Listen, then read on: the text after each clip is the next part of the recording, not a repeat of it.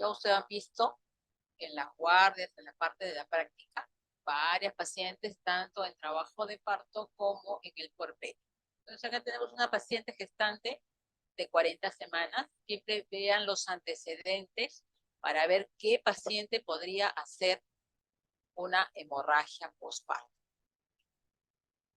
Entonces tenemos una gestante de 40 semanas con esta 6 para 4014, que al momento está en trabajo de parto. Tiene antecedentes de partos vaginales y un hijo de mayor peso de 4.450. Al examen físico tiene una altura de uterina de 37, una dilatación de 9 centímetros y está en APC. Tiene una ecografía de ponderado fetal de 4,350 kilos. Entonces, aquí ustedes tienen que valorar qué antecedentes tenemos. Si ustedes han visto acá la fórmula obstétrica, estamos hablando de una gestante que tiene 6 partos, ¿no? 6 embarazos. Entonces, es una gran multigesta que es factor de riesgo para hemorragia postparto. ¿Qué más tenemos? En antecedentes de hijos macrosómicos de 4,450 kilos y que en el examen físico de este embarazo actual tiene una altura por encima de lo habitual, ¿no? ¿A qué llamamos por encima de lo habitual? Cuando tiene más de 37, ¿no? Entonces, ahorita tenemos una altura de 37, ya está prácticamente para completar la hidratación y ya está encajado el bebé. Una ecografía con un ponderado actual de 4,000. Ya tenemos probablemente que tengamos un bebito nuevamente macrosómico, ¿no? Entonces, la clase es para que ustedes puedan diferenciar en quién voy a tener que ver para qué, para evitar la hemorragia postparto. Entonces, acá me preguntan, ¿qué procedimiento realizaría? Entonces, acá hay que ver primero qué cosa puede hacer, tengo que hacer, tendría que hacer un alumbramiento espontáneo, ponerle misoprostol, una lactancia en 2 horas, o una oxitocina al salir la cabeza fetal, maniobras de Christeller, masaje uterino cada 30 minutos, o un manejo activo del alumbramiento. Todos estos temas vamos a desarrollarlos en la teoría, pero es importante que vayan conociendo, ¿no? En la clase de trabajo de parto y en puerperio, han visto que es muy importante para el puerperio, previamente en la tercera etapa del trabajo de parto, tener un manejo activo del alumbramiento, ¿no?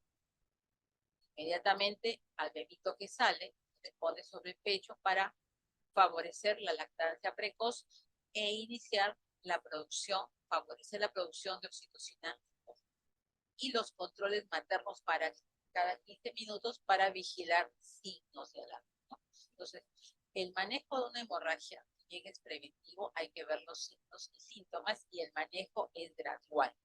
No puedo entrar yo a una puntos de Belich, que es el empaquetamiento, cuando todavía no he usado los primeros niveles de prevención y manejo de una hemorragia postparto.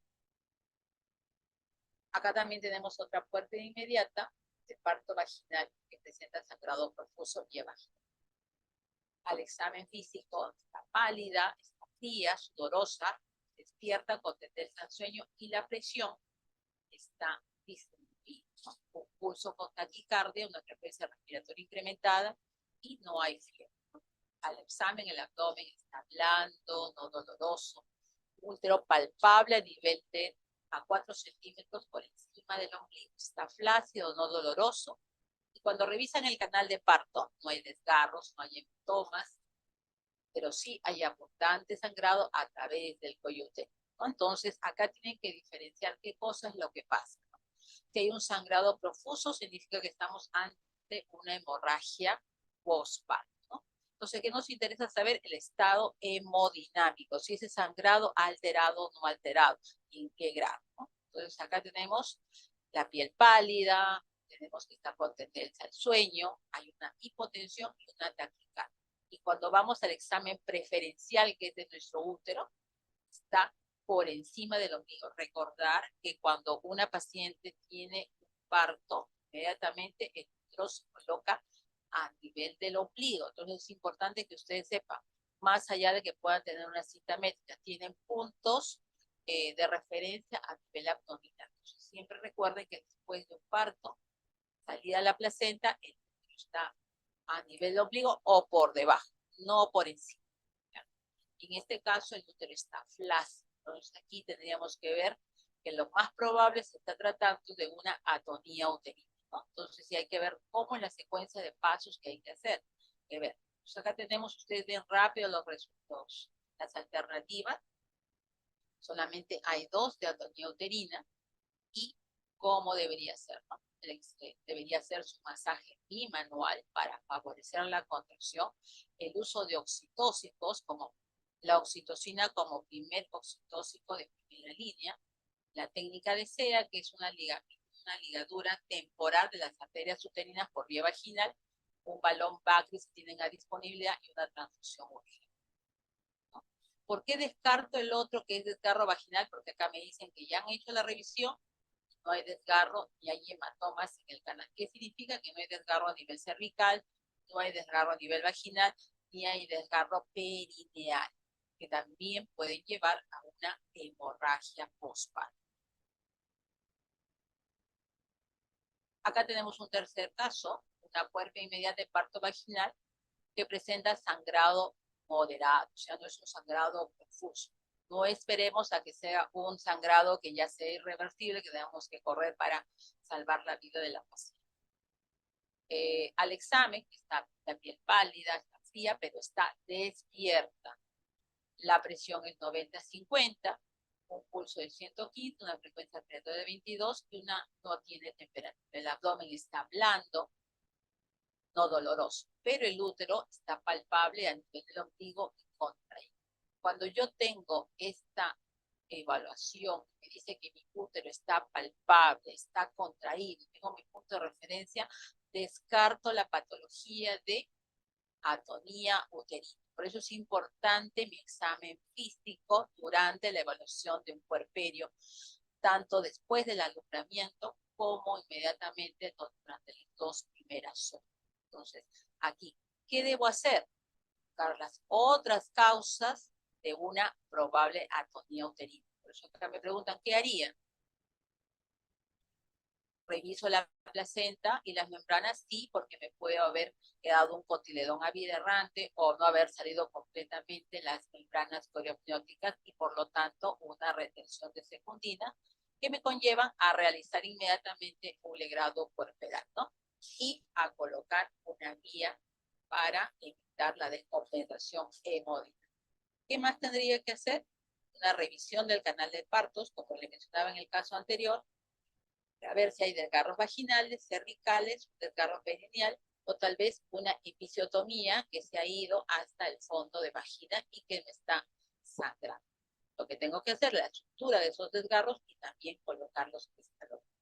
¿Qué más tengo que averiguar? Si es que la paciente tiene antecedentes de patologías hematológicas ya adquiridas o si esta paciente está cursando probablemente, posiblemente, con una preeclampsia que esté apareciendo todavía patología de consumo. Entonces, como el síndrome de Gel, donde hay una plaquetopenia.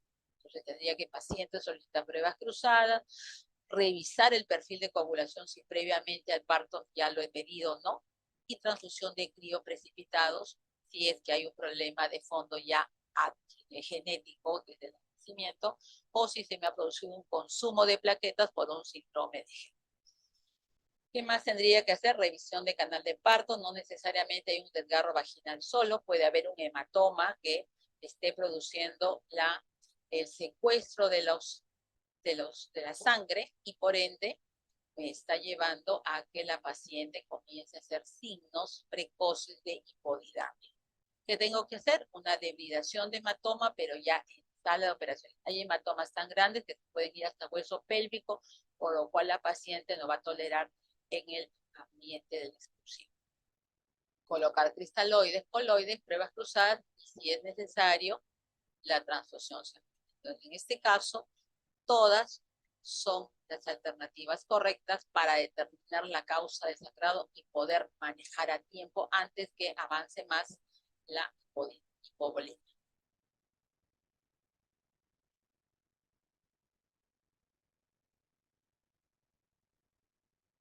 Acá tenemos otro caso que se presenta muchas veces en las guardias, una puérpera inmediata, no solamente la hemorragia postparto es en partos vaginales, sino también en cesárea. Tenemos acá una cesárea de emergencia por trabajo de parto disfuncional debido a detención de dilatación y descenso. O sea, no ha avanzado la dilatación, se ha quedado en algún momento, puede quedarse en 4, en 5, en 6, y la cabeza tampoco ha descendido, ¿no? A pesar de la acentuación. Eso me indica que el problema de fondo ha sido una hipodinamia uterina. Se ha detenido y por ende no avanza ni la dilatación ni desciende. Y que cursa con sangrado vaginal abundante con coágulos. Al examen, la piel es pálida, fría, está despierta también con tendencia al sueño, la presión está bajando, el pulso está con taquicardia, la temperatura, como ven, no se afecta.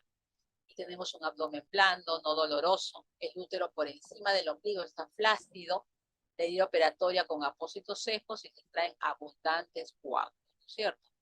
Aquí tendríamos que evaluar por qué está haciendo. Tenemos varios factores de riesgo, que tenemos un trabajo de parto disfuncional. La cesárea per se es un factor de riesgo para atonía uterina. ¿Qué más hemos hecho? Hemos hecho un trabajo de parto usando oxitóxicos para la acentuación por una hipodinamia uterina. Entonces tenemos aquí varios factores de riesgo en este caso. De hecho, que la macrosomía fetal también, pero aquí no nos dicen, también es otro factor de riesgo para atonía uterina. La preeclampsia per se se asocia a desprendimiento prematuro de placenta y un atrapamiento de los glóbulos rojos a nivel de las fibras miometriales, que es el útero de Cuvier, ¿no? Entonces tenemos varios factores de riesgo, pero en este caso tenemos la cesárea, la acentuación y este trabajo de parto disfuncional. ¿Qué más harían? ¿Qué procedimientos en este caso? Siempre lo de primera línea, acá el masaje uterino bimanual, usar nuestra oxitocina u otros oxitóxicos como es la ergometrina o la metilergonomina, el misoprostol, realizar pruebas cruzadas y una transfusión sanguínea, ¿no? Todavía no está en mi hacer una colocación de brackets. Primero es el masaje y uso de oxitocina. Son los fármacos de primera línea. El segundo es el balón Bacre, el taponamiento uterino, las ligaduras de arterias. ¿Hasta allí alguna pregunta?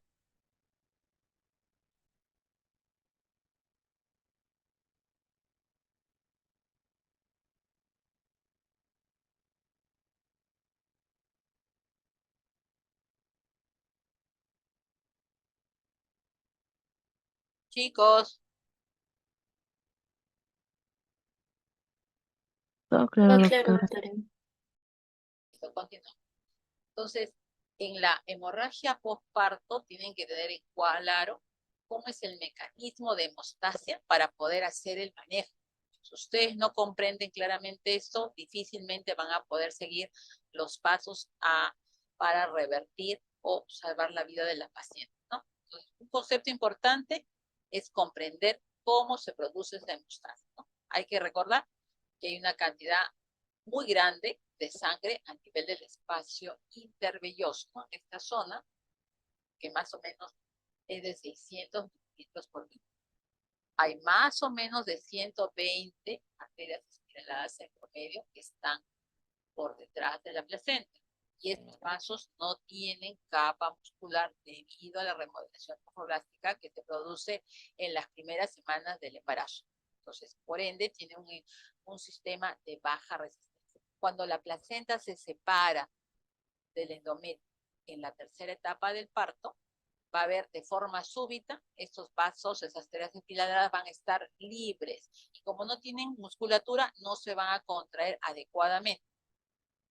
Recordar también que a nivel de las arterias uterinas hay un flujo constante de 500 a 800 centímetros cúbicos por minuto, que es más o menos el 10 al 15% del gasto cardíaco. Es decir, el útero no se contrae inmediatamente después que sale la placenta, no se mantiene contraído, va a haber una pérdida sanguínea a nivel de este lecho placentario continuo, persistente, que va a llevar a una hipovolemia.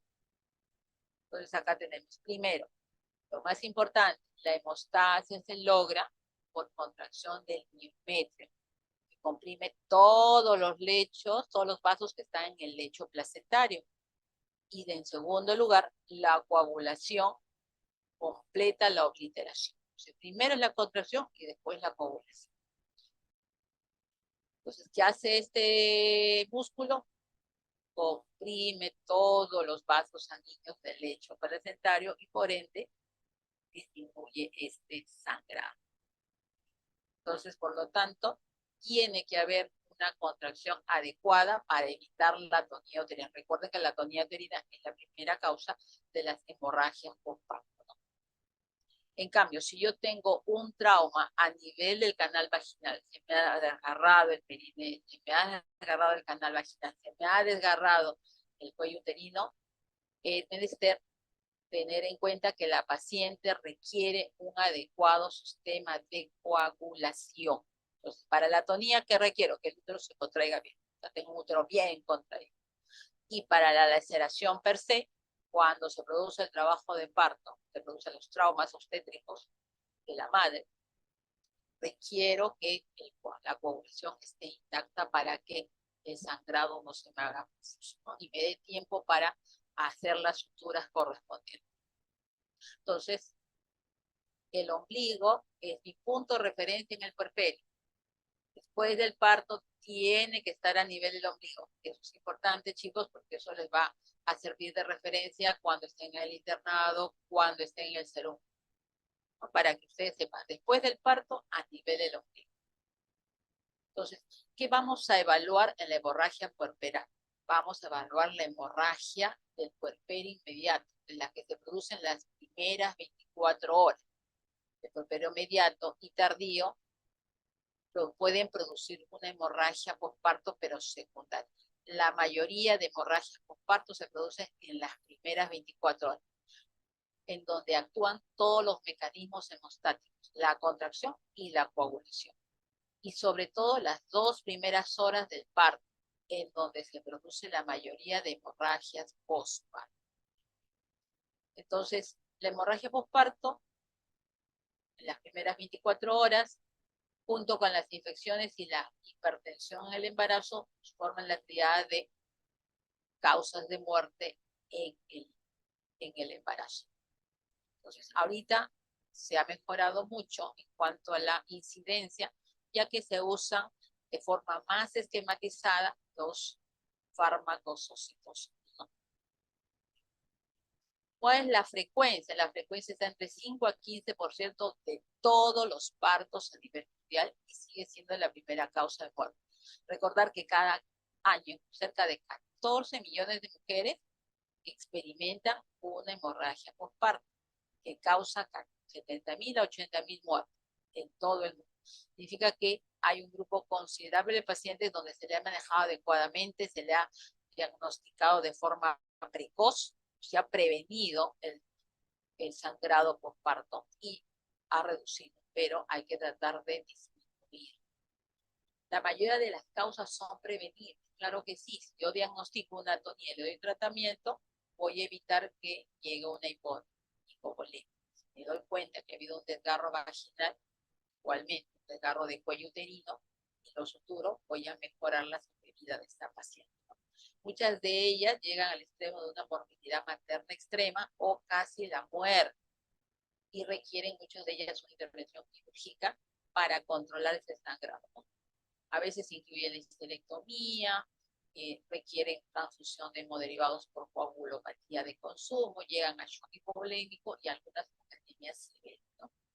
Muchas de estas, a pesar de que sobreviven, pueden quedar con discapacidad reproductiva permanente porque algunas tienen que terminar en un manejo definitivo que es la histerectomía. Ahora, su distribución varía de acuerdo a los recursos económicos que tiene cada país. Los de menos ingresos tienen más prevalencia, a diferencia que los que tienen mayores capacidades de manejo, tanto de infraestructura como personal, para manejar estas hemorragias postparto. Así que en África llega hasta el 25% y en Estados Unidos hasta el 13%, de 4 al 13%. Pero sí comparar entre un país pobre y un país que tiene más desarrollo, la diferencia es significativo. En un país pobre se puede producir una muerte por HPV en 1000 nacidos vivos, a diferencia que en un país que tiene mayores recursos de uno cada 100.000. Ahora, como les mencionaba en los casos, hay factores de riesgo. Puede haber macrosomía, puede haber polidramio, puede haber gemelos. Entonces puede haber factores de riesgo. Puede ser que una paciente ha estado con uso de oxitóxicos, una inducción, una inducción. Entonces, pero eso solamente me explica el 40% de casos de que tenga una hemorragia pulmonar. Recordar que el 60% de casos de HPV son en mujeres que no tienen factor de riesgo. Por eso que es importante reconocer los signos precoces de esta patología. O sea, acá cómo está la distribución a nivel mundial, ¿no? Entonces, en países desarrollados hemos visto que es 100 veces menor. Que 80.000 mujeres mueren al año, una cada 4 niños. Las 2/3 partes, algunos dicen 66%, no hay factores de riesgo. Y el 70% de las muertes ocurren en el postparto y el 45% en las primeras 24. Por eso que es importante hacer la prevención como el manejo precoz. Entonces, acá están todas las recomendaciones que han habido desde hace más de 50 años. La primera que es el manejo, ¿no? Controlado de la extracción fetal desde el año 60. Acá desde el 2003 se hace el manejo activo de la tercera etapa del parto, que es el alumbramiento, ¿no? El alumbramiento dirigido. Y en el 2012 se comienza a usar ya el misoprostol de forma protocolizada para prevención y tratamiento precoz de la hemorragia postparto. Se han creado algunos sistemas de traje anti-shock no neumático para favorecer el retorno venoso y mejorar la carga del gasto cardíaco, ¿no? Y hay algunas recomendaciones tanto para obstetricia como gineco del misoprostol. Entonces acá tenemos en el posparto, tanto como la prevención para el tratamiento, ¿no? El mecanismo del traje antineumático, ¿no? Para mejorar el flujo, pero esos son en casos extremos de que ya se ha producido la hemorragia postparto. Entonces, ¿cuál es la definición clásica? Tenemos acá partos vaginales, tenemos la cesárea, que es la cirugía más frecuente en obstetricia. En la definición clásica, recordar que es la pérdida hemática en un parto vaginal mayor de 500 centímetros cúbicos y en una cesárea mayor a 1000, dentro de las primeras 24 horas. Pero ¿qué problema trae? Es muy subjetivo contabilizar la cantidad de sangrado y no tiene en cuenta ningún síntoma de inestabilidad hemodinámica, lo que impide que yo detecte a tiempo y maneje a tiempo la hemorragia postparto. Entonces, se han hecho varios estudios y el Colegio Americano de Ginecobstetricia modifica. ¿A qué modifica? A tener en cuenta esos signos y síntomas de inestabilidad hemodinámica. Dice la pérdida mayor o igual a 1000 sin tener en cuenta la vía de parto. ¿Qué significa? Ya sea por parto o por cesárea, se pierde a 1000, pero puede ser menos. ¿Por qué? Porque yo puedo tener una paciente que está con anemia, una paciente que tenga 9, 10 de hemoglobina, 8. Entonces, en ella no necesariamente va a necesitar 1000 centímetros cúbicos de pérdida, o un poco menos, puede ya tener alteración hemodinámica.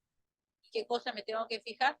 Taquicardia, más de 100, hipotensión, menos la presión sistólica, menos de 90, el llenado capilar prolongado. ¿Y a qué cosa es lo normal? Menos de 2 segundos, menos igual. La paciente esté pálida, la paciente está ansiosa, está agitada, contabilizar la orina. Entonces, eso es importante. También recalcar que lo que estamos viendo es la hemorragia postparto primaria, que es dentro de las primeras 24 horas. Pero también puede haber una hemorragia postparto secundaria, aquella que se produce 24 horas. Por eso que es importante que la paciente que se da de alta después de 24 horas de parto vaginal, aparentemente normal, dentro de parámetros ideales, donde el útero está contraído, no hay taquicardia, no hay hipotensión, no está pálida, se le explique que cualquier eventualidad tiene que venir. ¿Por qué?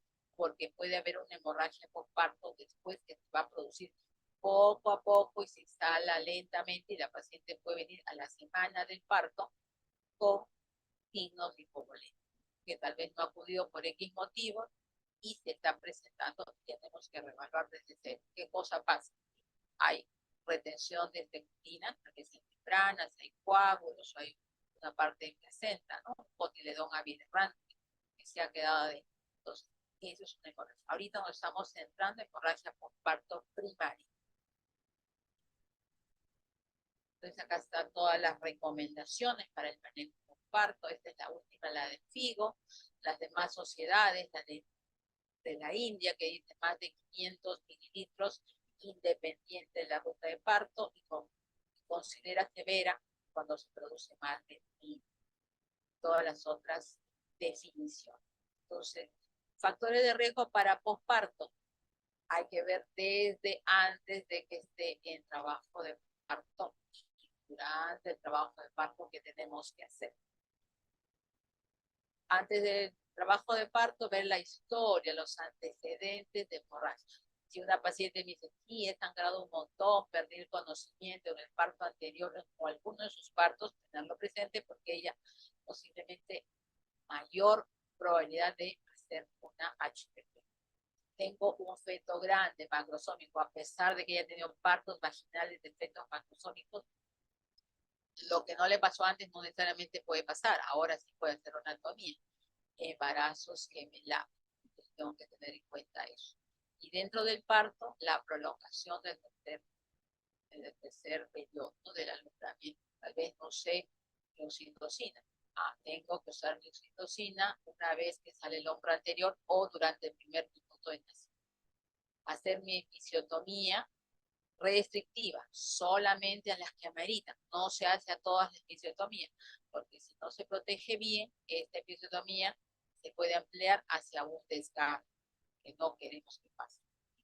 Si es una cesárea, se me complicó el trabajo de parto, como en uno de los casos anteriores, tengo que acabar en una cesárea, también es factor de riesgo de que la mujer haga una atonía uterina. Siempre hay que estar preparados para una hemorragia por parto en todas las vías, sea parto vaginal o cesárea. Entonces, la etiología se basa en las 4 T: tono, trauma, tejido y trombina. Y ahí vemos en el cuadro cuál es la frecuencia. La atonía a la cabeza, después las lesiones del canal de parto, la retención de productos y los trastornos de coagulación. Entonces, sabiendo que hay 4 patologías que causan la HPP, de acuerdo a eso tenemos que tener en cuenta los factores de riesgo. Mira, aquí tenemos un útero atónico, ¿no? Acá está el útero bien contraído y cómo se produce la hemorragia. Entramos a sala y vemos un útero que parece pues un trapo mojado, ¿no? Tan fácil de coger así y no está contraído, como vimos en las primeras diapositivas, cómo es cuando está bien contraído. Entonces, los factores de riesgo en relación a estos 4 T se pueden asociar a múltiples casos, ¿no? La atonía, la cesárea per se, las edades avanzadas, mujer de 35, 40, 45 años, mayor riesgo de atonía. ¿Por qué? Porque ha tenido probablemente varios embarazos y eso ha producido una distensión, ¿no? A más embarazos, mayor posibilidad de atonía. Una sobredistensión uterina en el embarazo actual. Un embarazo múltiple, gemelares, triples, polidramnios. Ustedes ya saben evaluar muy bien polidramnios y comprender cualquier ecografía con el KILA o con el pozo vertical. Macrosomía fetal, hablando de más de 4 kilos. Malformaciones fetales como la hidrocefalia, ¿no? Que aumenta todo el volumen uterino por la patología del cráneo. El agotamiento, el trabajo de parto prolongado, la granulosidad y la inducción y acentuación. Las infecciones, pacientes que están con ruptura prematura de membrana o que tienen corionitis también alteran el fondo uterino. Las anomalías uterinas como los miomas, ¿no? Acá tenemos los clásicos miomas, sobre todo los intramurales, que no me van a favorecer la contractividad uterina. Y el uso de fármacos tocolíticos. Entonces, a veces tenemos pacientes que están con una amenaza de parto pretérmino, y estamos usando nifedipina. Y a pesar de eso, avanza el trabajo de parto y tenemos que ingresar a sala. Entonces, esta paciente es tiene más posibilidad de hacer una hemorragia postparto por el uso de nifedipina. ¿Qué otro fármaco cuando estamos usando para una neuroprotección, ¿no? Que está el sulfato de magnesio, que también es un tocolítico? La ritrodrina ya no estamos usando acá, ni la toxina, ¿no? Entonces también son fármacos que producen la atonía, que su efecto no es corto, a veces dura horas. Entonces entramos a la cesárea o se produce un parto vaginal, el útero no se contrae de forma adecuada. Para el trauma, en cuanto a los desgarros perineales y hematoma, la presentación compuesta. ¿A qué se llama presentación compuesta? Aquel bebito que sale con la mano cogida en la cabeza. Entonces, amplía el canal, a pesar de que está la cabeza, también está la manito, entonces produce lesiones en el perineo. En cuanto a las lesiones cervicovaginales, parto instrumentado, parto precipitado, las mismas episiotomías. Cuando no se protejan adecuadamente, una episiotomía se puede prolongar y producir los 4 tipos de desgarros.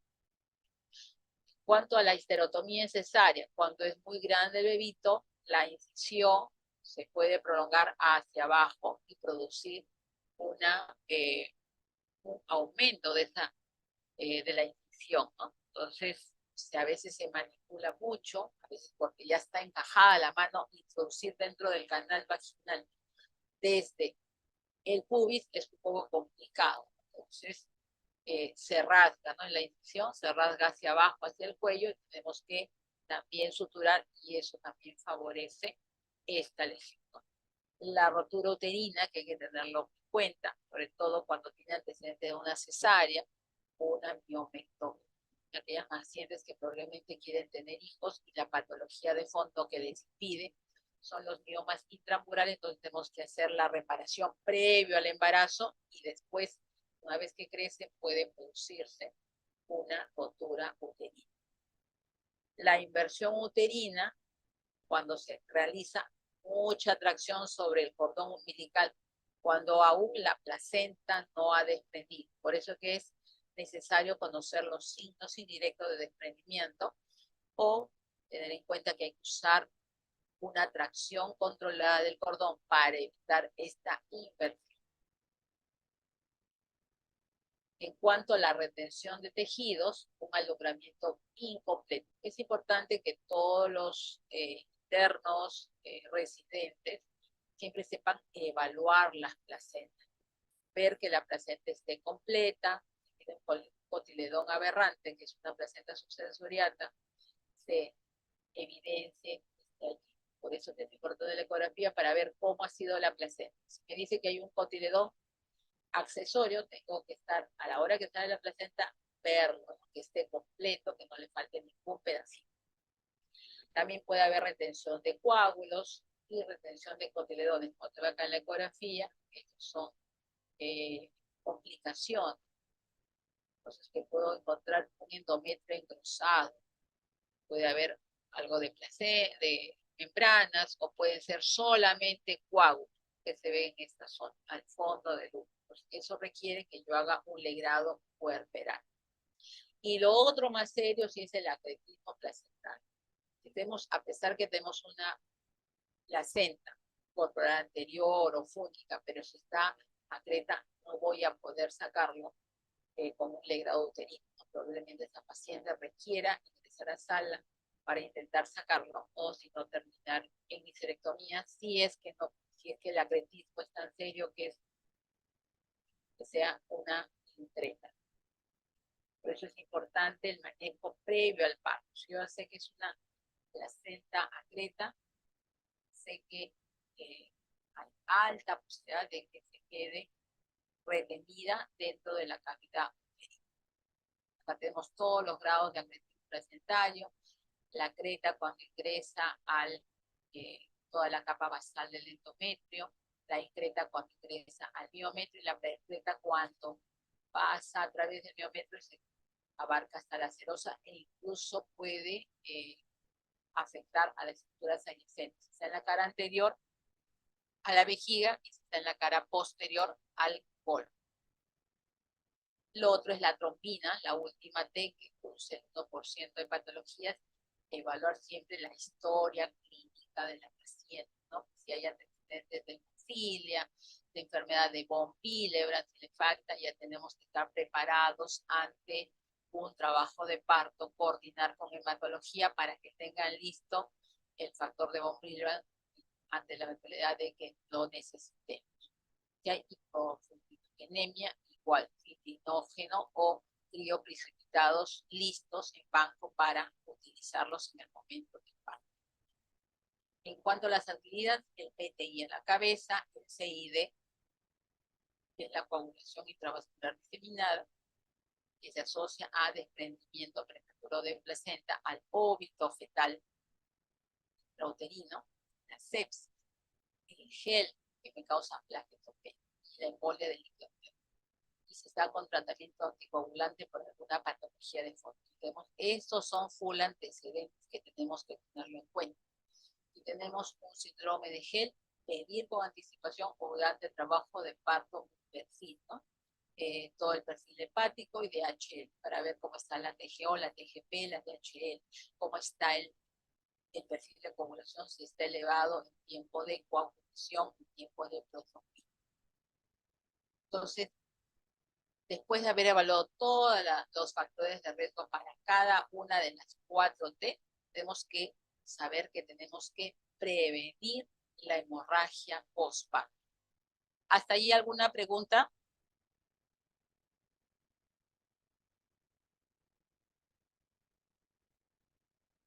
No, doctora, todo claro. Ya, espero que entiendan.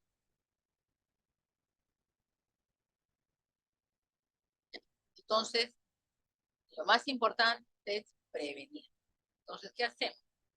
Hacemos el manejo activo del tercer estadio del trabajo de parto, o sea, manejo activo del alumbramiento, o manejo dirigido del alumbramiento, ¿no? Tiene la mejor evidencia para prevenir. ¿Qué vamos a usar? Nuestra oxitocina, una ampollita de 1 centímetro cúbico que contiene 10 unidades internacionales. ¿Se coloca dónde? En el muslo, en la cara anterior de la madre o en la región, ¿no? ¿Cuándo? Cuando sale el hombro anterior, ¿cierto? No es cuando sale la cabeza, no cuando sale el hombro anterior, hasta un primer minuto de nacido. Entonces, están solitos, pueden tener cargado su jeringa, una vez que atendieron el parto, colocan sobre el regazo de la madre y comienzan a colocar su oxitocina. Entonces, ¿qué incluye el manejo activo? Usar mi oxitocina, mis 10 unidades, o sea, una ampolla en una jeringa para poner en forma de por vía intramuscular, ¿no? Es la primera elección, es lo primero que se debe hacer. ¿Qué más? Que clampemos el cordón. Algunos dicen un clampaje precoz que favorecería, pero ahorita estamos preconizando el clampaje tardío. ¿Cuándo? Cuando al minuto o cuando deje de latir el cordón umbilical, ¿no? Para favorecer el mayor pasaje de sangre de la placenta hacia el bebé. ¿Qué más hacemos? La maniobra de Andrews. ¿Qué cosa es? Es la tracción controlada del cordón. ¿Qué cosa hacemos?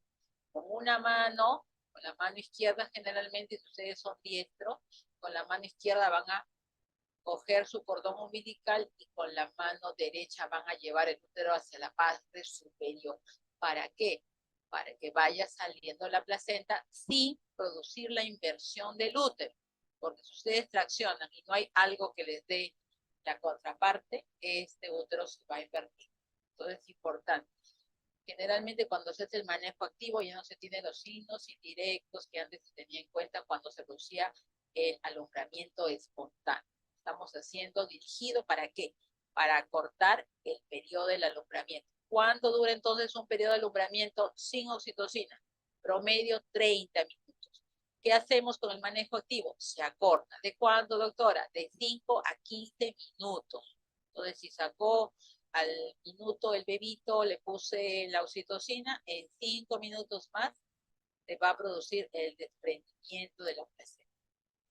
Hago mi maniobra de Andrews, tengo todo el tiempo para hacer mi clampaje, mis 3 minutos, clampo, deja de latir el cordón, lo pongo sobre el pecho materno, hago estimulación de los pezones para liberar oxitocina endógena, hago mi contacto con la piel, tengo todo el tiempo, son 5 minutos hasta que se produzca el desprendimiento de la placenta. Hago mi maniobra de Branson, apurarme y saco mi placenta. Tengo que revisar que esté íntegra. ¿Cómo es? Reviso mis cotiledones por la cara materna y veo la integridad de la membrana corioamniótica, que tiene 2 corion y un amnios. El amnio es transparente y el corion es más grosso y tiene un paso. Entonces, tengo que ver que siempre mi membrana salga en punta de la placenta. ¿Qué más voy a hacer? Mi masaje uterino. Sale mi placenta y comienzo a hacer mi masaje en el fondo de útero y veo que esté contraído, no es que esté relajado. O sea, voy a prevenir con mi manejo activo. Sale mi placenta e inmediatamente que salgo tengo que ver que ese útero esté contraído, no que esté flácido. Punto de referencia, el ombliguito. ¿Ah? Eso es importante. ¿Y qué más hago? Que esa paciente, explicarle y enseñarle que tiene que tener un masaje continuo. Yo tengo que verificar eso cada 15 minutos durante las 2 primeras horas, ¿no? Entonces es importante prevenir todos los partos. Le dije, 60% de ellas no tienen ningún factor de riesgo. El parto fue dentro del tiempo correspondido, natural, está en mi partograma, dentro de la línea de dentro de la línea de alerta, salió bien la placenta, el bebito pesó 3 kilos, aparentemente nada de nada, no se desgarró nada y un 60% va a ser sangrado. Entonces, la prevención es lo más importante. ¿Qué más? Como estaba mencionando, monitorizar cada 15 minutos. ¿Qué voy a monitorizar? Estado de conciencia, la paciente me conversa, se ríe, todavía está tranquila, no se está durmiendo, no está sudoroso, no está agitado. Pulsos, signos vitales, pulso y presión. Por eso tenemos una hoja de monitoreo, siempre pulso y presión. ¿Qué más? La altura uterina y globo de seguridad epinar, que nos mencionaron en la clase de puerperio, tiene que estar. ¿Dónde tiene que estar mi útero? A nivel del ombligo. Los entuertos, que haya contracciones. Me va a decir, sí, se me pone dura la barriga. Son las contracciones propias del útero. La cantidad de lóbulos es moderado, es profuso, es poquito. Entonces es importante que revise. La piel de las pacientes. A veces cuando hay mucho sangrado hasta el periné, la vulva, el introito vaginal se ponen pálidos.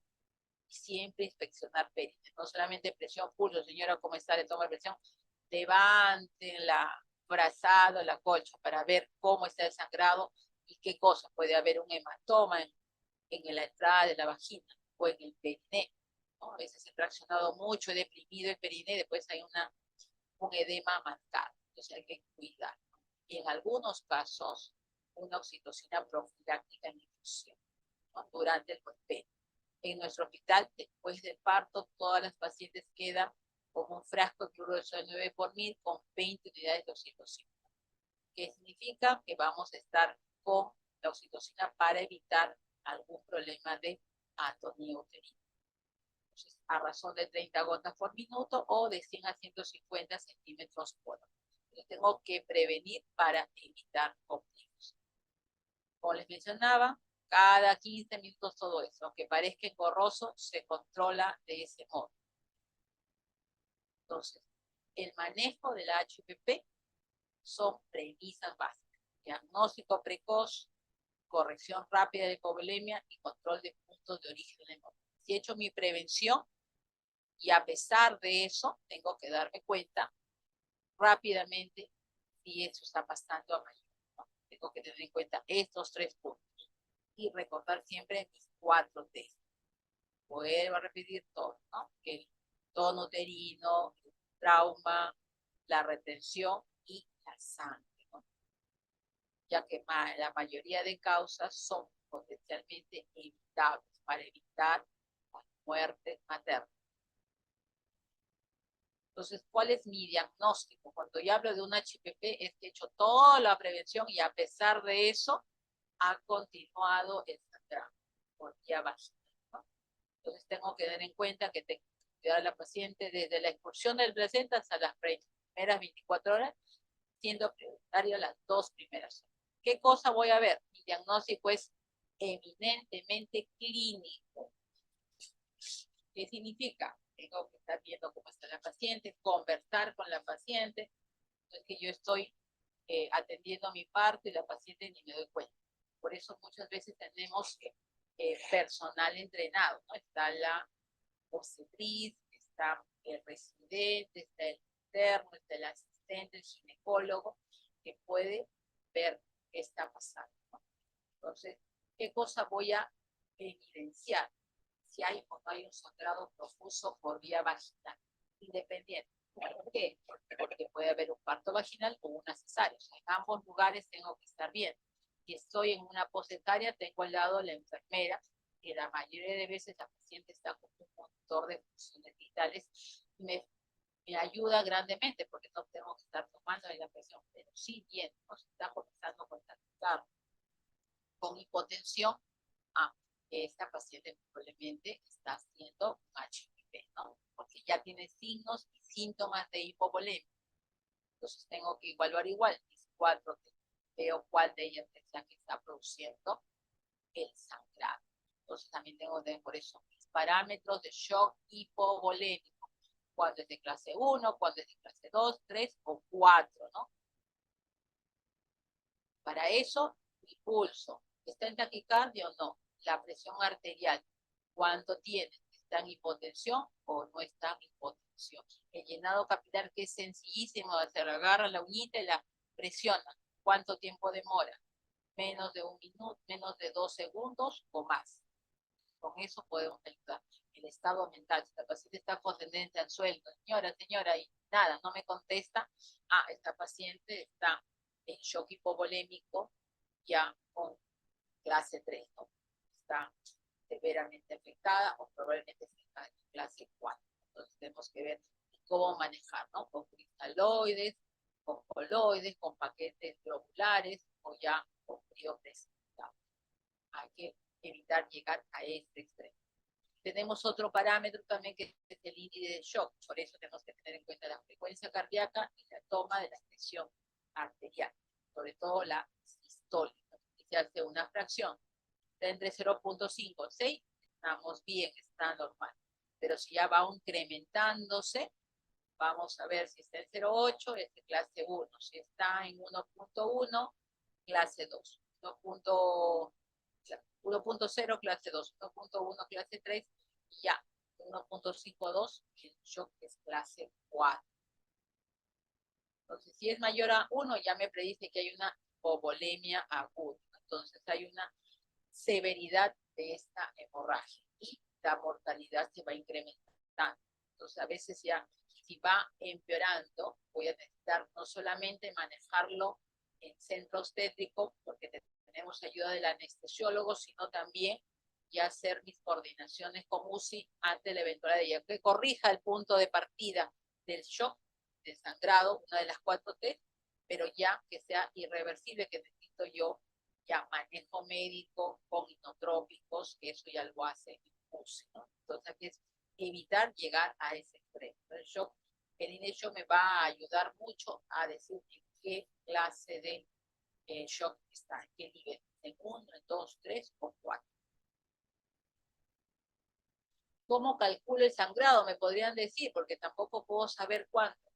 Como vieron en uno de los casos, cuando me avisan, ¿no?, de que está en recuperación de estas operaciones, está con coágulo. Entonces, es muy subjetivo la estimación visual de la pérdida sanguínea. Acá tienen más o menos un aproximado para que tengan en cuenta, ¿no? Si es una toalla higiénica, más o menos 30 centímetros, pero si está recontra empapada, eso significa que hay 100 centímetros de pérdida sanguínea. Si tienen una gasa de 10 por 10, que es la gasa pequeña, es más o menos 60, a diferencia de una gasas grandes, ¿no?, que es de 45 ya absorbe más o menos 350 centímetros cúbicos. Y yo ya veo toda la camilla que está sangrando, ese más o menos, ya está por el piso de sangre, es más o menos 2 milímetros. Eso les da una idea de cuánto podría ser el sangrado o la pérdida de la paciente, ¿no? Pero como digo, es muy subjetivo. Llévense más de los signos y síntomas de hipovolemia. Entonces, si existe una hemorragia y persiste luego del alumbramiento, reflexione, ¿qué pasa? ¿Qué sucede? ¿Cómo está el estado hemodinámico de la mujer? ¿Tiene lesiones? Las he solucionado. ¿Tiene el canal vaginal bueno? ¿Está el globo de seguridad o globo de Pinat? O sea, el útero está a nivel del ombligo y está duro, contraído. He extraído no los tejidos. Vuelvo a revisar. Me falta hacer un legrado puerperal. Tiene o no tiene anomalías de la coagulación. Reviso si es que no ha habido a pedir un perfil de coagulación en esos sujetos. ¿Por qué? Porque de acuerdo a esto, a que yo me conteste, voy a tener un plan de acción. Pues no sé por dónde empezar. Entonces, eso es importante que se lleve para cuando se les presenten estos casos. Entonces, tengo que observar, tengo que evaluar, diagnosticar y tratar a tiempo. Si mi útero está contraído, no hay atonía. Y si hay atonía, ¿qué voy a usar en primera línea? Mis oxitóxicos y mi masaje uterino. Si yo hago el alumbramiento, mi placenta estará completa. Si no está completa, hacer mi limpieza de la cavidad uterina. Puedo hacerlo con gasas, perfecto, con una Festri donde enrollo gasas también, pero lo más útil es un legrado puerperal con unas legras más largas que para un aborto convencional. Examino mi vagina y mi cuello, ¿estarán normales o no? Y si hay desgarro, a suturar. Desgarro de cuello, a suturar con cálculo crónico número 2, cruzado. Si es desgarro de perineal, primero, segundo, tercero, a suturar. Entonces, tengo todas las posibilidades de solucionar.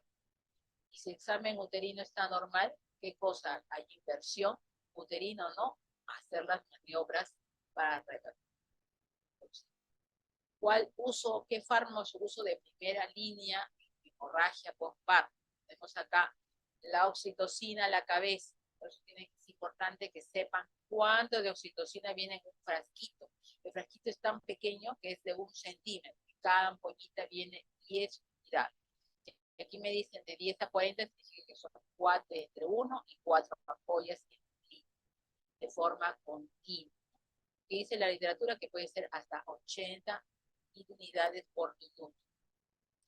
Eso es cuando se ha puesto 40 del top. ¿Qué me puede producir la oxitocina? Hipotensión. O sea, no solamente saber qué estoy usando, cómo lo voy a usar, con qué frecuencia, sino también los efectos secundarios. El misoprostol generalmente se usa transrectal porque es más rápido de absorción. Nunca se pone por vía vaginal porque el sangrado va a barrer con todos los comprimidos y se pone allí. ¿Cómo viene la pastilla? 200 microgramos, entonces usa entre 2 a 4 tabletas colocadas transrectal, una dosis única. ¿Qué puede presentar? Fiebre. Entonces, si ponen misoprostol y la paciente a la media hora está con 38, no es que la paciente está con infección, sino es un efecto secundario del misoprostol. La ergometrina también es oxitóxico. La ampolla viene de 0.2 miligramos por mililitro, es una ampolla pequeña. Se coloca intramuscular cada 2 a 4 horas, máximo 3 dosis. ¿Pero qué produce? Hipertensión. Si yo tengo una paciente normotensa y le he puesto ergometrina, igual, voy a verla en 1 hora y la paciente está con 140, 150 sobre 100. Uy, todo el mundo va a correr preeclampsia. Y no, es un efecto secundario de la ergometrina. En estos casos se puede admitir ergometrina, que también viene a 0.2, que causa menos hipertensión. Entonces, aquellas que tengan hipertensión, la preeclampsia o una hipertensa crónica, no usar ergometrina. También se puede usar la cabertosina, que es un análogo sintético de oxitocina en solución inyectable. Una ampolla tiene 100 microgramos como dosis única y se inició unos 2 minutos, dura 2 horas en promedio. Se han hecho estudios comparativos entre oxitocina y cabertocina. El problema es el costo. ¿No? Oxitocina está a 40 céntimos y una cabertocina algo de 100 soles. No ha habido mucha diferencia significativa en cuanto a usar cabertocina. Entonces, muchos de los protocolos, por ejemplo, en salud, hubo un estudio por IETSE, que es la entidad de hacer investigaciones, en donde no han dado pase para usar cabertocina, porque ven que la oxitocina es también tan útil como la cabertocina, porque el costo se incrementa demasiado. Entonces, acá tenemos la clave roja. ¿En quién vamos a abrir la clave roja? En aquellos pacientes que ya tienen signos o síntomas de hipovolemia. Muy bien. Entonces acá tenemos nuestro útero, hay que evaluar. Nuestro útero está contraído, ¿no? Todo lo que está en los cuadraditos son nuestras 4 T. ¿Y qué es la diferencia? Que hay que colocar doble vía, una vía con cloruro de suero al 9 por 1000, y en la otra continuar con los oxitóxicos, porque la principal causa de hemorragia es la atonía, ¿no? El oxígeno, siempre el ABC, una posición antichoque. ¿Qué significa? Que hay que elevar los miembros inferiores a un 45 grados y cubrir con mantas, porque muchas de las pacientes pueden estar con frialdad, ¿no? Y mantener el control de funciones vitales. Colocar una sonda para medir el fluido, pero eso sí, el fluido no va a estar inmediatamente, va a tomar su tiempo, casi media, 1 hora.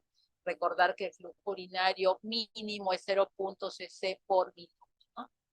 ¿Y quién va a la cabeza de activar la clave roja? Es el ginecólogo. En donde va a pedir ayuda a quién? Al anestesiólogo, al de UCI, comunica al laboratorio y la disponibilidad de quirófano y preparar en banco 2 paquetes globulares. Para eso ya deberíamos haber tenido previamente saber el grupo sanguíneo de la paciente, saber cuánta hemoglobina, con cuánto ingresa al parto. Entonces acá también. Y si no hubiera, habría que hacer el pedido de todos los exámenes, ¿no? Un hemograma completo que tiene hemoglobina, hematocrito, un grupo sanguíneo, una perfil de coagulación, que viene incluido el fibrinógeno y pruebas cruzadas. Recordar que la prueba cruzada dura mínimo 40 minutos. Entonces, es importante ya haber tenido previamente todo eso, porque no nos va a demorar. Si necesitamos inmediatamente solicitar paquetes sanguíneos sin pruebas cruzadas, ¿no? Eso es importante de tener en cuenta. ¿Para qué? Para lograr la estabilidad hemodinámica y reparar el daño que haya en la mujer. El útero está contraído, primer nivel, oxitocina. Si no es el útero, buscar. La placenta está retenida, o se ha quedado parte de él. Entonces, que el operamiento ha sido incompleto, revisión manual de cavidad y extracción de restos con grado porteral. Revisar el canal de parto, de desgarros y la reparación, que es la sutura, y descartar coagulopatía. Si la paciente está con atonía uterina, lo mismo, pero sí comenzar con la compresión uterina bimanual, que no tiene ningún costo, tan solo el hecho de colocar nuestra mano en la vagina y otro por encima del pubis y continuar con el mensaje uterino bimanual. Como ya vimos, acá se usó la oxitocina. No hay respuesta favorable, pasamos a ergometrina, 0.2 intramuscular, que se puede repetir a los 20 minutos. Y no hay respuesta suficiente, adición misoprostol. Y si no hubiera, cabertocina en ese hombre. Primero oxitocina, después ergometrina. Pero si la paciente está con preeclampsia, pasan de frente al misoprostol. Y si no mejora, cabertocina. En nuestro hospital no tenemos cabertocina. No solo creo que hay a nivel de MINSA, hay en el hospital, en la maternidad de Lima, no tenemos acá. El ácido tranexámico sí, porque va a favorecer la coagulación. Entonces se puede poner 1 gramo endovenoso y repetir a los 10 minutos, que nos va a favorecer la reducción del sangrado. Y esperamos que haya reversión de esta atonía, ¿no? Quedamos con una conducta expectante, función de signos vitales, ¿no? Si no hubiera respuesta, ya vamos al segundo nivel de la atención de la HPP, que es la compresión manual que se continúa, el taponamiento uterino y evaluar la posibilidad de balón de Bragg si hay disponibilidad o de usar un balón artesanal que se puede hacer con preservativo, una sonda Foley y una jeringa de vino. Tienen que estar preparados para eso. Eso es de segunda línea. Y si no hubiera respuesta, ya entramos a la parte quirúrgica, ¿no? Ya sea la parte conservadora o la parte radical, ¿no? Que vamos a ver a continuación. Entonces, recordar el uso de hemoderivados, cuánto volumen tiene cada uno, qué cosa contiene y los efectos. ¿Por qué? Porque ustedes tienen que llevar la cuenta de cuánto va ingresando en la paciente. Tampoco no es colocar y por poner, tenemos que ir calculando cuánto. Si le he puesto un grueso de 9 por 1000, 300 o medio litro, después le pongo bolos de 300, tengo que ir sumando cuánto de sangre, cuánto viene las plaquetas, tanto fresco. Entonces, los glóbulos rojos más o menos son 240 centímetros cúbicos y aumenta el hematocrito de 3 puntos. Y en las plaquetas es muy chiquitito, son pequeños. Y saber también la vida media de las plaquetas. Las plaquetas duran más o menos 30 minutos. Entonces, si voy a colocar plaquetas, tengo que colocarlas inmediatamente. Si ya sé que la paciente tiene un PTI o tiene una plaquetopenia por gel, tengo que colocarlas en el momento que voy a entrar, por ejemplo, a una cesárea. No lo puedo poner 1 o 2 horas antes. Tengo que ponerlo en el momento que voy a hacer la intervención porque su vida media es corta. El plasma fresco 250 y tiene factores de coagulación. Si tengo un CID, tengo que colocar esto. Si tengo una enfermedad de fondo, ubicar los factores de coagulación, ¿no? Los crioprecipitados tienen mayor concentración de factores de coagulación. Entonces, ¿cuál es el orden del tratamiento o del manejo de un HPP? Primero, profilaxis en la tercera etapa del parto, y los fármacos. En segundo nivel, las técnicas de taponamiento y compresión. Y por último, el manejo quirúrgico. Entonces, ¿qué voy a hacer en los fármacos? Voy a usar mi oxitocina, mi ergometrina y mi misoprostol. Y mi masaje, mi manual. En el segundo, el taponamiento intrauterino. Puede ser con balón, puede ser con el Bacri, puede ser con gas, cualquiera de ellos. En el quirúrgico ya van a ser los conservadores, que es las ligaduras aterosuderinas, las suturas compresivas, ¿no? Y lo más drástico, que es la histerectomía. Entonces acá tenemos todo el segundo nivel de manejo de una HPP. Tenemos el taponamiento, tenemos las suturas, la embolización por radiología de las arterias uterinas, las ligaduras vasculares, y por último, siempre lo último, la histerectomía. Entonces hay un orden en el tratamiento. Si es por vía vaginal, mientras hago mi sutura de cuello uterino o la atonía, voy usando los citósicos, puedo estar haciendo el tratamiento de las arterias uterinas, ¿no? Que es parte del protocolo, que es temporal, no es definitivo, porque se ubica el cuello uterino con Pester y se hace a la parte derecha e izquierda de la unión entre el cuello uterino y el canal vaginal, el pinzamiento. Entonces, ¿qué cosa? Es la técnica de SER. Acá está colocando la Fester y voy a colocar una a la derecha y a la izquierda, ¿no? ¿Qué voy a hacer? Pisar temporalmente las arterias uterinas. ¿Qué otra cosa puedo hacer? Un taponamiento uterino si es que ya reparé todo y la atonía es el problema y no tengo todavía balón de Bacri, puedo usar gases. Voy a tratar de meter todo lo que pueda las gasas estériles, contabilizo por supuesto para ver cuántas gasas estoy colocando y hacer una compresión de los vasos capilares y venosos del lecho placental. tenemos también el balón de Bach, que va a ser una presión intrauterina mayor a la presión arterial sistémica. Eso es el principio, ¿no? Entonces voy a tener una reacción del útero para producir la contracción, ¿no? Y va a haber una presión sobre las arterias uterinas. Entonces puede ser taponamiento pélvico, que puede ser ya sea por parto vaginal como también una cesárea. Y el retiro tiene que ser, si fuera una cesárea, termino mi esterorraf y todo lo demás, la sonda sale por el canal vaginal, por aquí voy a retirar. Y no lo voy a quedar pues un montón de días, se queda entre las 24 y 72 horas. ¿Para qué? Para disminuir la morbilidad infecciosa. Tampoco no es para quedarlo varios días. El balón de Bach más o menos de 350 a 500 centímetros cúbicos. Entonces se va extrayendo poco a poco y viendo cómo está la construcción, tono uterino.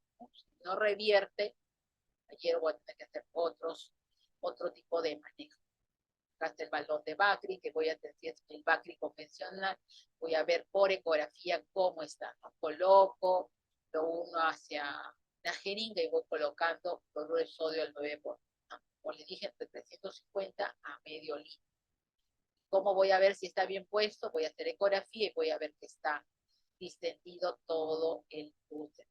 En cambio, si está mal puesto, está en otro lugar, ese tengo que hacer la corrección. Acá hay el balón de Bakri en comparación con un preservativo, una sonda Foley y la jeringa, que también se ha visto que tiene el mismo efecto. Así que hay que capacitarse, preparar previamente, ¿no? Pero te puede demorar en hacer toda la símil al balón de Bakri. ¿Qué otros métodos tenemos? El tratamiento quirúrgico, una vez que no se ha podido hacer con el taponamiento uterino, ¿no? Si no ha revertido el sangrado, pasamos a los métodos quirúrgicos.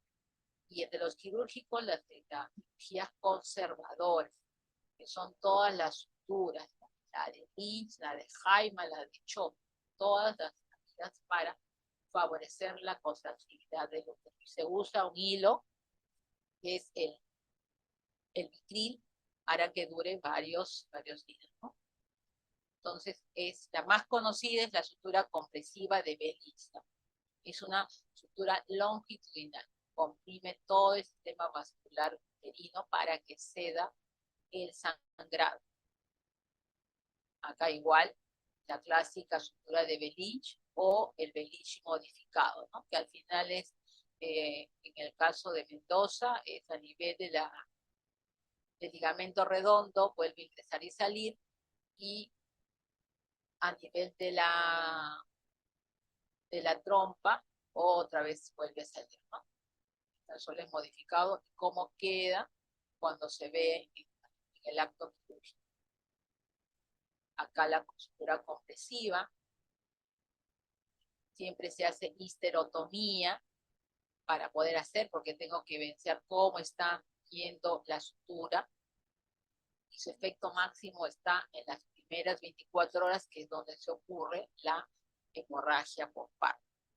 Después ya el útero también se va contrayendo y va a perder tensión. Pero la tensión máxima es durante las primeras 24 horas. En la imagen cómo se ve el útero por vía abdominal.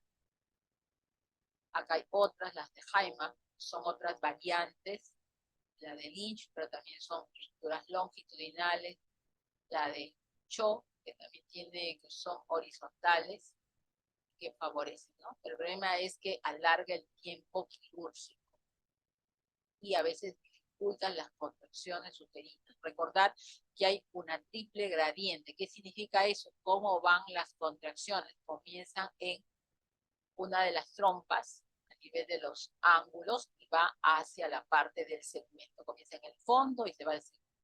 Entonces, con las suturas de Jaima y de Lynch favorece la contracción en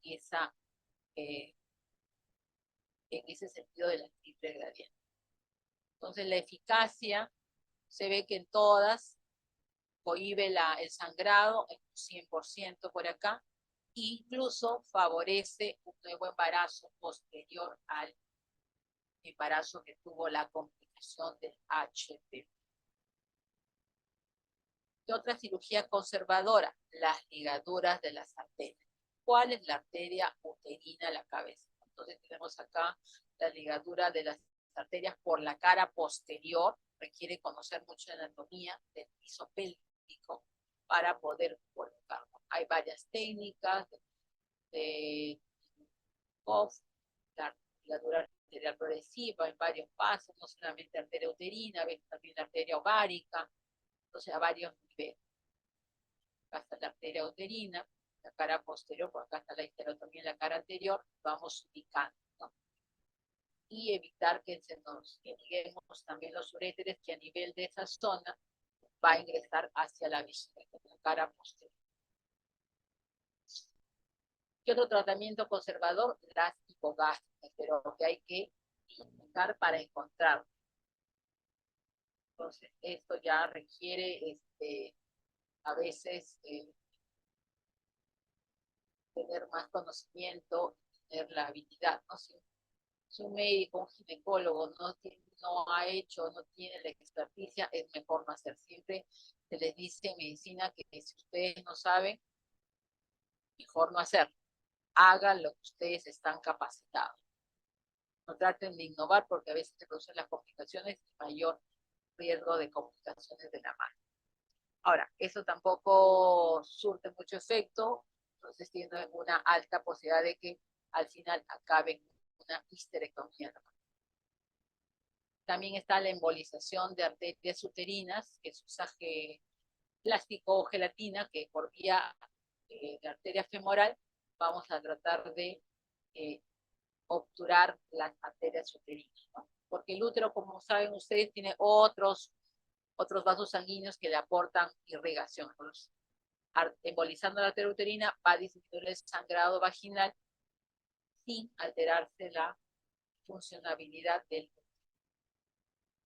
Pero si todos esos métodos la paciente no revierte, tenemos que ver que usar un método definitivo, que es la histerectomía obstétrica, ¿no? Y tiene sus indicaciones, ¿no? Acretismo, si es que hemos intentado sacar la placenta y no sale a pesar de hacer nuestra tracción manual, porque hay un grado de acretismo, se plantea la histerectomía. Una atonía no reversible, o sea, a pesar de hacer todo nuestro protocolo, a pesar de eso, no ha mejorado. Laceraciones uterinas, he hecho una cesárea y se me ha desgarrado hasta el cuello uterino, no puedo suturarlo, también acaba, ¿no? Una placenta previa, un desprendimiento prematuro, sepsis con foco uterino o un CID, ¿no? Un CID que puede ser resultado de un síndrome de Gel que ha avanzado hasta consumo de todos los crioprecipitados. Entonces allí necesito hacer una histerectomía. ¿Qué histerectomías tenemos? Acá tenemos el útero, las trompas, los ovarios, y en estos casos generalmente hacemos una histerectomía subtotal o parcial. Subtotal, ¿por qué? Porque quedamos el cuello uterino y se preservan tanto la trompa como el ovario. No se hace una histerectomía total porque nos toma más tiempo y la paciente, si bien ya está inestable por las pérdidas sanguíneas, demoraríamos más. Entonces, generalmente se hace una histerectomía parcial, también llamada subtotal, ¿no? Hacemos el dibujito, se saca el cuerpo uterino, el segmento y se preserva el cuello uterino.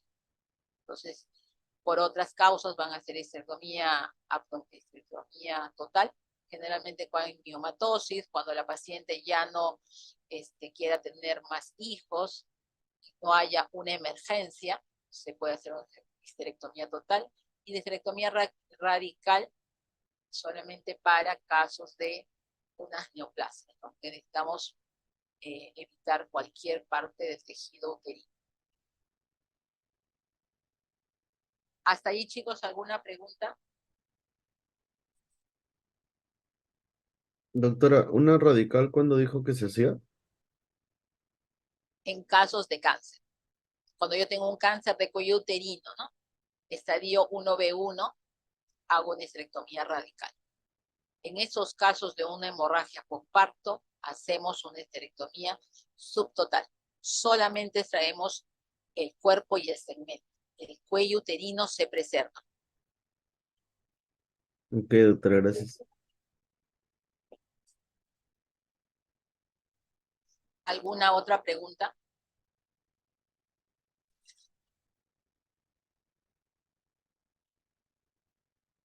Doctor, una consulta. ¿Cuánto es la hemoglobina que debería tener o el estado hemodinámico en el que estaría la paciente para hacer este tipo de operación?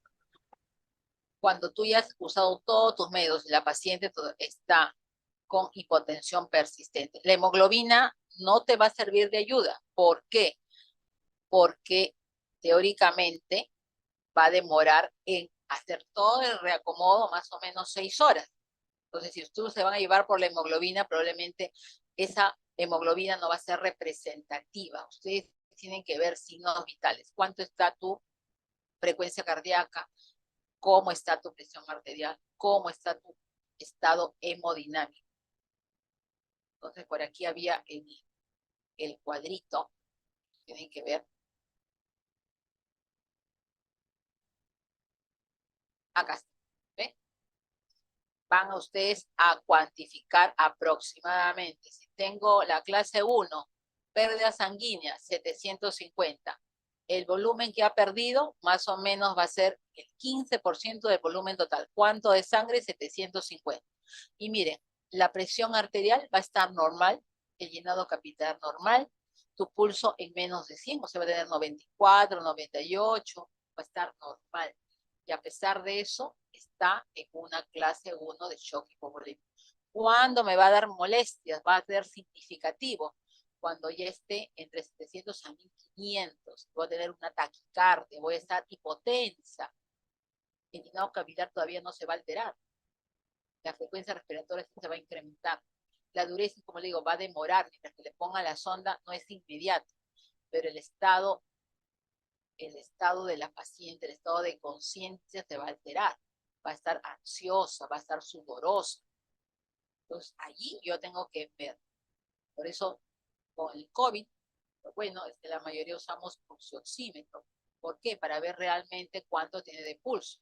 Pero a veces el pulso no es representativo. Tienen que usar su estetoscopio y llevar al corazoncito para escuchar cuánto de frecuencia cardíaca tiene. Medir la presión arterial tampoco es complicado. Entonces, siempre ayudarte cuando ya está en shock hipovolémico clase 2, 3 y 4, tienen que activar la clave roja. No van a esperar a hacerlo solitos. ¿Por qué? Porque necesitan abrir doble vía. Y si ustedes están atendiendo, viendo las 4T, tiene que haber otro personal. Generalmente el que nos ayuda es la obstetriz, porque va viendo la otra vía.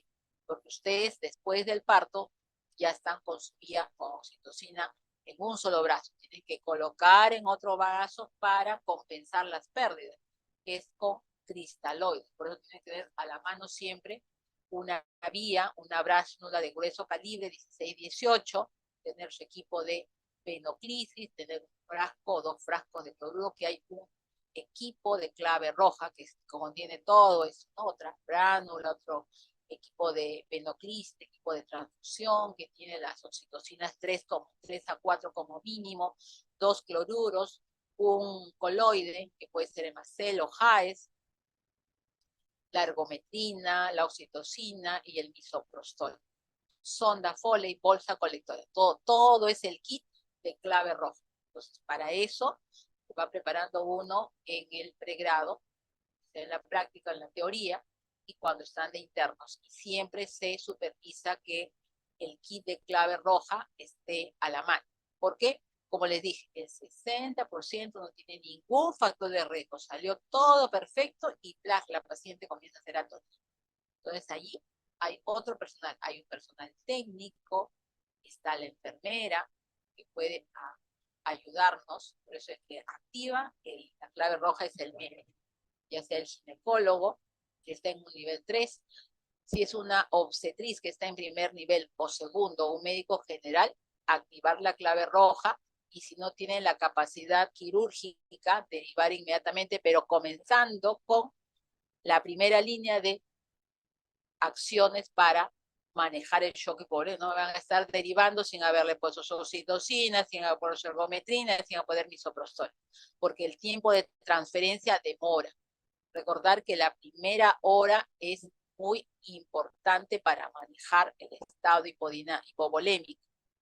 ¿Ya? Entonces, no es posible que usted me transfiera a un paciente y ya, ¿le puso oxitocina? No. ¿Le puso su misoprostol? No. Entonces, eso es lo mínimo necesario que debe hacer un primer y segundo nivel antes de transferir, porque la transferencia no es inmediata.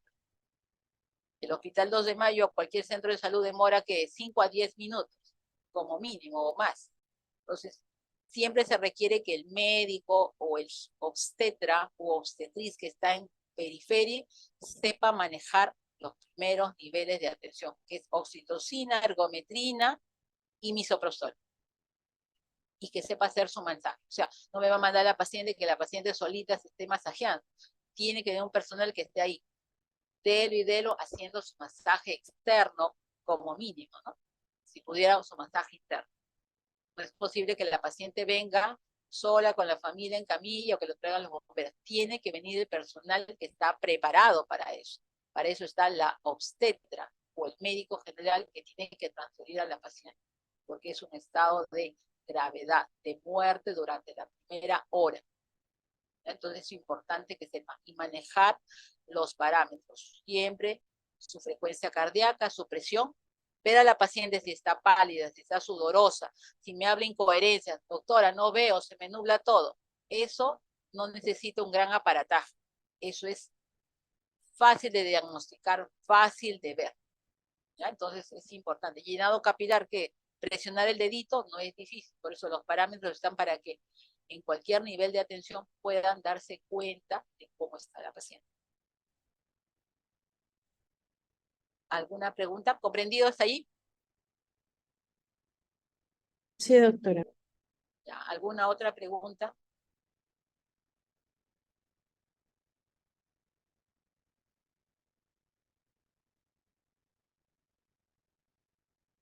Todo claro, doctora. Todo claro.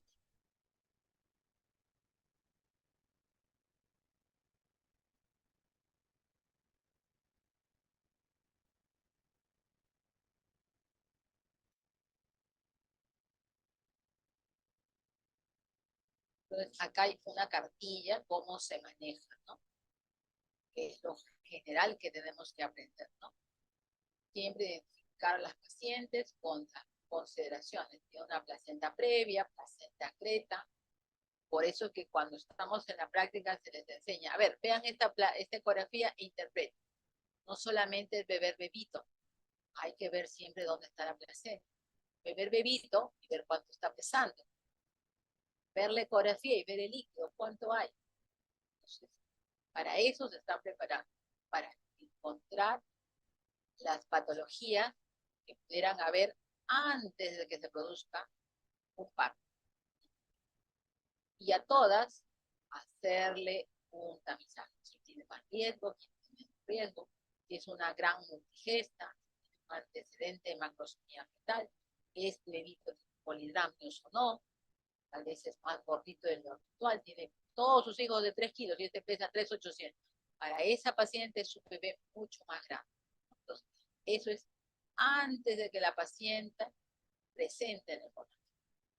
En mi primer nivel, usar, como les digo, hacer el manejo activo, alumbramiento con mi oxitocina, mi manejo controlado del cordón para sacar la placenta, mi masaje uterino, que es externo primero,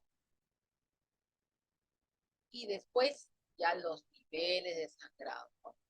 Para los cuales yo tengo que cuantificar cuánto hay de sangrado y activar la clave roja. Tengo que avisar. ¿Por qué? Porque tienen que ayudar. Ya, en el parto está el ginecólogo, el residente y la obstetricia. Entonces ahí hay más obstetrices, hay otro médico de guardia para que ayude a ver y manejar precozmente, ¿no? Abrir una vía, usar mi oxitocina, aumentar la dosis. Si yo tenía 20, subo a 40, póngale más oxitocina en el frasco, abrir la otra vía, usar micloruro para manejar la hipovolemia, 500 a chorro y después bolos de 300 viendo la hemodinamia. Alguien controle la presión, que controle la frecuencia cardíaca, vea el estado de conciencia de la paciente. Y si ya el sangrado es mayor, se pasa a otro nivel, que es el masaje bimanual. Veo las 4T, vuelvo a revisar todo, duro todo, corrijo todo. Y si no mejora, tengo mi Bacri, tengo mi taponamiento con gasas, tengo mi ligadura de arterias uterinas por vía vaginal, la técnica de ser. Si no mejora nada, ya voy a las quirúrgicas, ¿no? Que primero son las conservadoras, empaquetamiento, ligaduras de arterias uterinas urogástricas. Si tengo acceso a radiología intervencionista, mi embolización de arterias uterinas. Y si no da efecto, todo es irreversible, recién a una histerectomía, ¿no? Tengo mi cirugía conservadora y por último mi cirugía definitiva. Y se le explica a la familia, ¿no? Porque a veces la paciente ya está con anestesia, ¿no? Porque he entrado a hacer Lynch, ligadura y no revierte. Tengo que hablar con la paciente, ¿sí? Antes de ingresar a sala, debe estar consciente, sino con la familia. Siempre los problemas médicos legales son cuando no se explica a la paciente o a los familiares qué cosa ha pasado. Entonces, siempre hay que explicar, ¿no? Una hemorragia por parto puede dar potencialmente a cualquier cuerpo. Causas no necesariamente tiene que haber, pero sí explicar al familiar, ¿no? Que su paciente está en peligro. Se le explica, no mejora, que se le va a hacer una histerectomía. Es lo mismo, ya conservadora o definitiva. Listo, chicos. ¿Todo claro?